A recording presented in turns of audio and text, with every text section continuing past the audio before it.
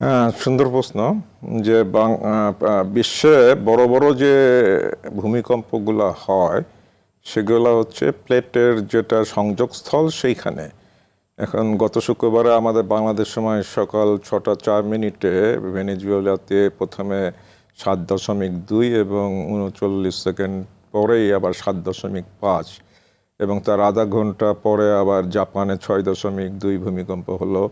আবার ওই একই দিনে 7-8 ঘন্টা পরে ক্যালিফোর্নিয়াতে 6.4 হলো।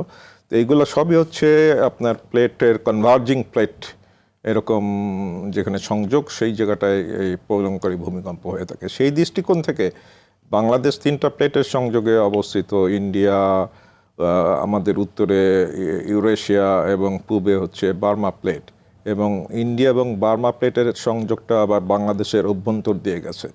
এবং এই যে বড় বড় ভূমিকম্প হওয়ার জন্য যে ভূতাত্ত্বিক এবং টেকটনিক যে কাঠামো, সেই কাঠামোটা কিন্তু বাংলাদেশে বিরাজ করছে। আমরা দীর্ঘদিন ধরে এটা বলে আসছি।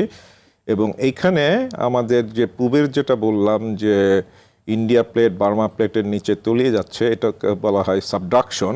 এই সাবডাকশন জোনটা সিলেট থেকে আপনার টেকনাফ পর্যন্ত বিস্তৃত, আরও দক্ষিণে এটা রয়েছে সুমাত্রা পর্যন্ত। কিন্তু আমাদের এই ল্যান্ডমাসে এখানে এই সাবডাকশন জোনে অতীতে অনেক বড় বড় ভূমিকম্প হয়েছে, যেখানে মেঘনা নদীর গতিপথ আগে যেটা লালমায়ের পাদদেশ দিয়ে প্রবাহিত হতো সেটা 20 থেকে 40 কিলোমিটার পশ্চিমে সরে আসছে।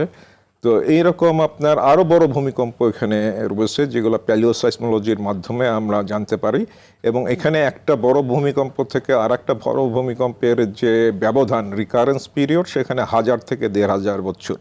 তো এর আগে আমাদের এই অঞ্চলে যে ভূমিকম্পটা হয়েছে সেটা প্রায় 1000 বছর আগে। এখন নতুন করে আবার যে ভূতাত্ত্বিক যে ভূমিকম্পের যে শক্তি ভূত্বকের মধ্যে জমা হতে শুরু করেছে, সেটা আবার ম্যাচুর হয়ে গেছে এবং পরবর্তী আঘাত হানা সেই সময়টা ঘনিয়ে আসছে।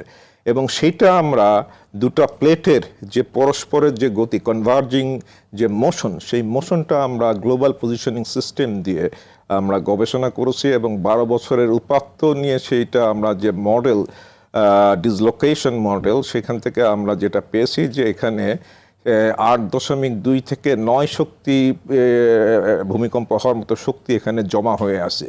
এখন এই শক্তিটা একবারও বের হতে পারে, ধাপে ধাপেও বের হতে পারে। যেরকম আপনার ভেনেজুয়েলাতে যেটা বের হলো যে 2 ধাপে বের হয়েছে, প্রথমে 7.2 এবং পরবর্তীকে 7.5। এবং এই দুটো শক্তি যদি এক করি তাহলে রিক্টার স্কেলে মোমেন্ট ম্যাগনিটিউডে এটার মান দাঁড়াবে 7.8। এখন এই যে পরিমাণ শক্তি জমা হয়ে রয়েছে সেটা যখন বের হয় তখন তার 65 থেকে 75 বা 80% শক্তি একবারে বের হয়ে যায়। তো সেই হিসাবে আমি যদি একদম নিচেরটাও ধরি, যে 65 বা তারও নিচে যদি আমি 60 ধরি, তাহলে যে আমরা বলছি যে 8.229, তাহলে আমাদের এখানে সেই ভূমিকম্পটা হওয়ার সম্ভাবনা প্রায় 8-এর কাছাকাছি বা 8-এ হতে পারে। এবং সেটা ঢাকা থেকে কিন্তু অনেক দূরে হবে, আমাদের এই পার্বত্য অঞ্চলে সেটা ঢাকা থেকে অনেক দূরে হবে, কিন্তু ক্ষয়ক্ষতিটা হবে ঢাকাতে বেশি। অর্থাৎ ক্ষয়ক্ষতি হওয়ার জন্যে যে উপাদানগুলা এখানে ওয়ার্ক করে সেগুলো সবগুলা এখানে বিরাজ করছে। তো এই ব্যাপারে যারা প্রকৌশলবিদ রয়েছেন, ডিজাস্টার ম্যানেজমেন্টে রয়েছেন, তারা আরও হয়তো ভালো বলতে পারবেন। কারণ এটার জন্য যে ঘন বসতি, ভূমিকম্প নিয়ে যে আমাদের মধ্যে যে অ্যাওয়ারনেসের অভাব রয়েছে, সরকারের প্রস্তুতির অভাব, সব কিছু মিলে আমাদের এই ভূমিকম্পের ঝুঁকির দিক দিয়ে আমরা পৃথিবীর শীর্ষতম দেশে, অন্যতম শীর্ষ দেশে অবস্থান করছি।